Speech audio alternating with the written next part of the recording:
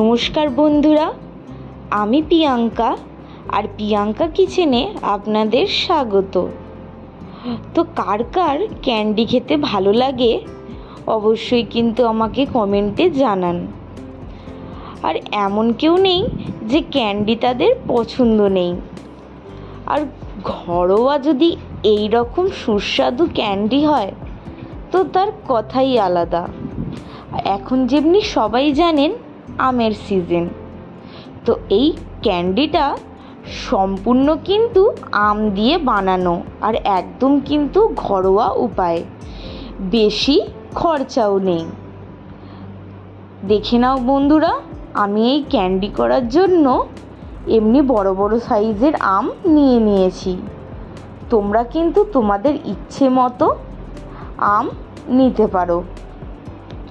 এখানে কিন্তু আমি 4 থেকে 5টা আম বেছে নিয়েছিলাম বড় বড় দেখে। যেহেতু এখন আমের সিজন, তো বাজার থেকে আম প্রায়শই আনা হয়। তো এত আম কি করব ভেবে ভাবলাম একটু ক্যান্ডি করে নিই আর রেসিপিটি তোমাদের সাথে শেয়ার করি। তো চলো বন্ধুরা, ভিডিওটি স্কিপ না করে সম্পূর্ণ দেখার সকলকে অনুরোধ থাকলো। আমগুলোকে কিন্তু বেশি পাতলা পাতলা করে কাটবে না। আমগুলোর সাইজগুলো কিন্তু ঠিক এই রকমই রাখবে।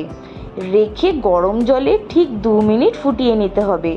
জলের মধ্যে কিচ্ছু দেবেন না, না নুন না চিনি। নর্মাল কিন্তু আমগুলোকে একদম 2 মিনিট করে ফোটাতে হবে। আর আমের সাইজ থাকবে একটু বড়, না হলে কিন্তু আম গলে যাবে। 2 মিনিট একদম ভালো করে ফুটিয়ে কিন্তু তোমাদেরকে সম্পূর্ণ আমটাকে ভালো করে ছেঁকে নিতে হবে। এখানে কিন্তু দেখো, তোমরা চামচ দিয়ে নাড়বে না, চামচ দিলে কিন্তু আমগুলো ভেঙে যেতে পারে। ওই জন্য দেখো আমি ছুরি দিয়ে চেক করছিলাম। আমগুলোকে একদম ভালো করে ছেঁকে নিয়ে গরম অবস্থাতেই আমি কিন্তু চিনি মিলিয়ে দিচ্ছি।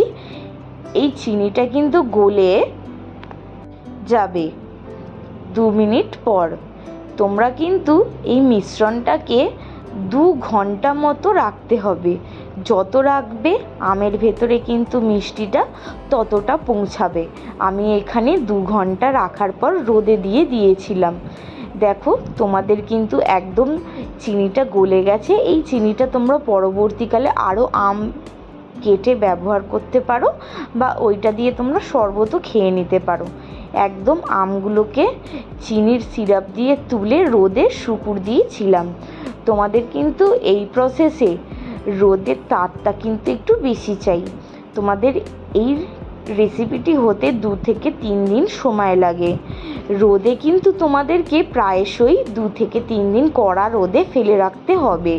তোমরা কিন্তু কিছু একটা চাপা দিয়ে রাখতে পারো, নাহলে কিন্তু নোংরা ঢুকে যেতে পারে আর কচকচ করতে পারে।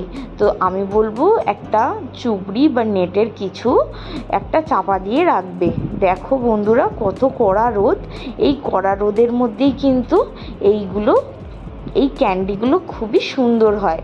তো অবশ্যই কিন্তু বন্ধুরা তোমরা ঘরে ট্রাই করো, আর কেমন হয়েছে আমাকে কমেন্টে অবশ্য জানাবে।